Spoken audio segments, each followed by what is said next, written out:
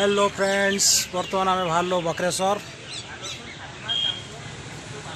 आम जाऊँ। बर्तमान मुझे देखा बक्रेश्वर जाकि पहुँची मुझे देखा आम स्टार्ट बर्तमान बक्रेश्वर। आम रास्त जाऊँ गलु बक्रेश्वर बाबा भोलानाथ दर्शन करूँ, आशीर्वाद उपलब्ध करूँ। तेणुक आज महाशिवरात्रि कहवा गले बहुत बड़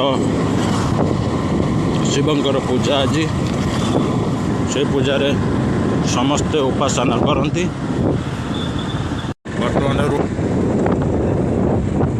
बर्तमान आमर बक्रेश्वर जर्नी बर्तमान आम चलू।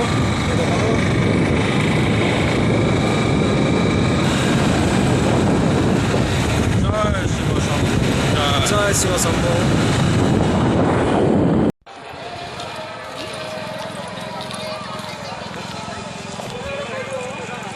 फाइनाल बर्तमान बक्रेश्वर पहुँचलु। कि बाट मंदिर पथ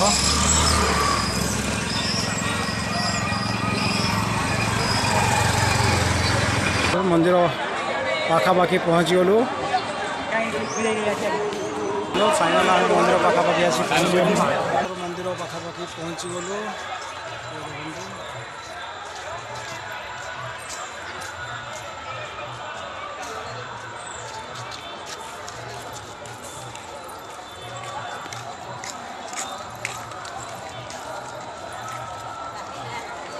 आमर बर्तमान आसिक पहुँची गले बर्तमान मंदिर पाखरे।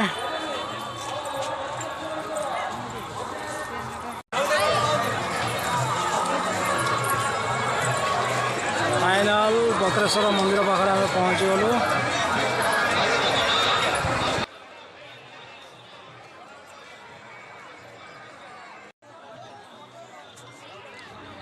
महाशिवरात्रि होउची भगवान शिवंकर एक पवित्र और महत्वपूर्ण पर्व। शिवंक उपासना पाई यही दिनटी विशेष माना जाए।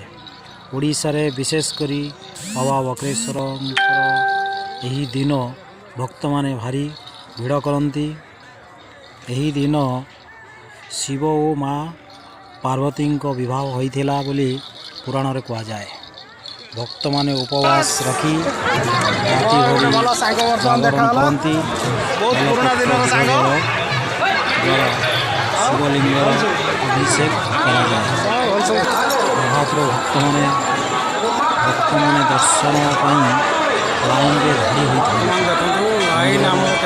विशेष पूजा दर्शन मनोकामना पूरण प्रार्थना करती। देखो भक्त मैंने केमी लाइन रे छिड़ा होती बाबा बक्रेश्वर दर्शन पाई। आमे भी आज आसलु बाबा बक्रेश्वर दर्शन पाई। आपण मैंने निश्चित आसतु बाबा बक्रेश्वर ये करूँ। जय महाशिवरात्रि होची भक्ति और आत्मशुद्धिर पवित्र रात्र। यही दिन शिवं को अत्यंत भक्ति भाव में पूजा करा जाए।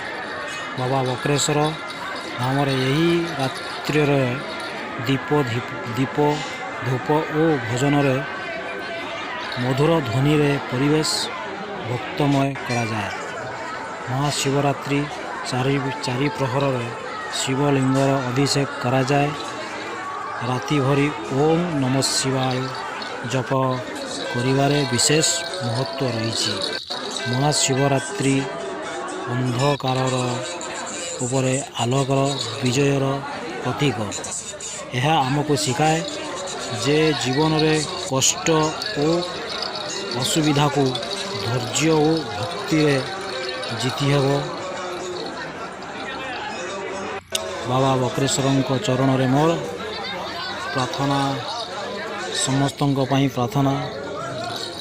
महाशिवरात्रि रे समस्त को मोर हार्दिक शुभेच्छा और शुभकामना। भगवान समस्त मंगल करंतु और एतिकी प्रार्थना। महादेव ସବୁ ଭକ୍ତମାନଙ୍କୁ ଭଲରେ ରଖନ୍ତୁ। ମୋର ଯେଉଁ ଭକ୍ତମାନେ ଆସିଛନ୍ତି ତାଙ୍କୁ ବି ଭଲରେ ରଖନ୍ତୁ। ଯେଉଁମାନେ ନ ଆସିଛନ୍ତି ମୁଁ ବି ତାଙ୍କ ପାଇଁ ଏ ଭିଡ଼ିଓଟି ବନେଇଛି। ଆପଣମାନେ ଆସନ୍ତୁ ବକ୍ରେଶ୍ୱର ମନ୍ଦିରରେ ବାବାଙ୍କ ଦର୍ଶନ କରନ୍ତୁ।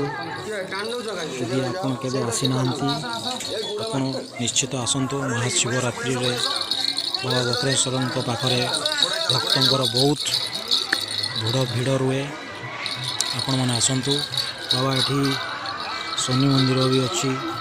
ଶନିଦେବଙ୍କୁ ଦେଖନ୍ତୁ, ଶନିଦେବଙ୍କ ମନ୍ଦିର ବି ଅଛି ଏଠି ଭବାନୀଶ୍ୱରଙ୍କ ପାଖରେ। ଏଠି ବି ପୂଜା ଚାଲିଛି। ଆପଣମାନେ ନିଶ୍ଚିତ ଆସନ୍ତୁ ବକ୍ରେଶ୍ୱର ମନ୍ଦିରରେ ଆପଣ ପୂଜା କରି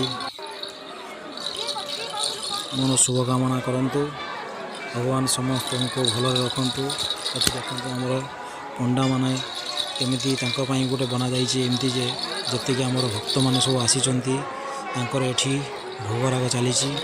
ସବୁ ଲାଇନ୍ ବି କରାଯାଇଛି। ଲାଇନ୍ରେ ଯାଇକି ଭୋଗରାଗ କରନ୍ତୁ। ଶାନ୍ତି ଶୃଙ୍ଖଳା ସହ ସବୁ କାମ ଭଲସେ ଚାଲିଛି।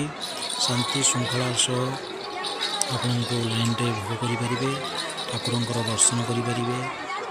ଆଉ ଦେଖନ୍ତୁ ପଣ୍ଡିତମାନଙ୍କ ପାଇଁ କେମିତି ସବୁ ଲାଇନ୍ରେ କରାଯାଇଛି। ପଣ୍ଡିତମାନେ ସବୁ ଦେଖନ୍ତୁ କେମିତି ଭୋଗ ବି କରୁଛନ୍ତି।